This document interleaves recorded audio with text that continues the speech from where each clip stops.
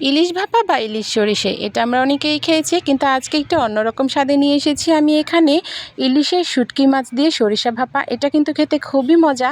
যারা আগে কখনো এই রেসিপিটা খাওনি, আমার এই রেসিপিটা ফলো করলেই কিন্তু তৈরি করতে পারবে।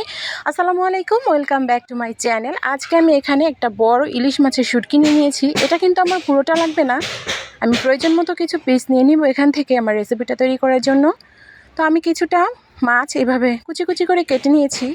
আপনারা চাইলে কিন্তু আরও বেশি করেও নিতে পারেন, তবে আমি একটু কম নিয়েছি। মাছটা অনেকটা নোনতা হয়, খুব বেশি মাছের পরিমাণ দিলে কিন্তু খাবারটা অনেক বেশি নোনতা হয়ে যাবে।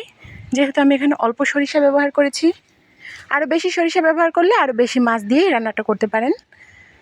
এবারে আমি এর মধ্যে সমস্ত বাটা উপকরণগুলো দিয়ে দিয়েছি। এখানে আমি সরিষা বাটা, কাঁচামরিচ বাটা, পেঁয়াজ, রসুন, আদা, জিরা ব্যবহার করেছি। আর দিয়ে দিলাম ধনিয়া ফাঁকি, সামান্য একটু হলুদ। এখানে কোনো প্রকার মরিচের ফাঁকি ব্যবহার করবেন না, তাহলে কালারটা কিন্তু ভালো হবে না।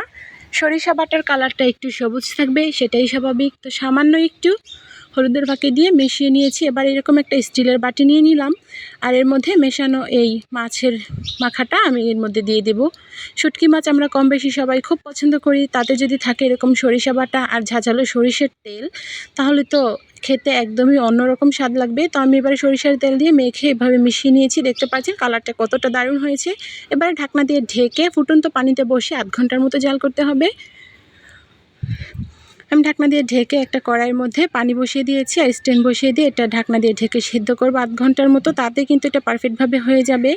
তো এভাবে করে কিন্তু আপনারা এরকম অল্প সময়ের মধ্যে মজাদার রেসিপিটা তৈরি করতে পারেন। তো আমার ভিডিওটা ভালো লাগলে অবশ্যই লাইক, কমেন্ট, শেয়ার করে দেবেন, আর চ্যানেলটা সাবস্ক্রাইব করে রাখবেন। তো যখন এভাবে করে ফুটতে শুরু করবে, ঢাকনাটা একটু খুলে দেখবেন ভিতরে কিন্তু কালারটা অনেকটা চেঞ্জ হয়ে এসেছে। এবার গরম গরম নামিয়ে উপরে ধনেপাতা কুচি ছড়িয়ে দিয়ে গরম গরম সার্ভ করুন এই ডিশটা।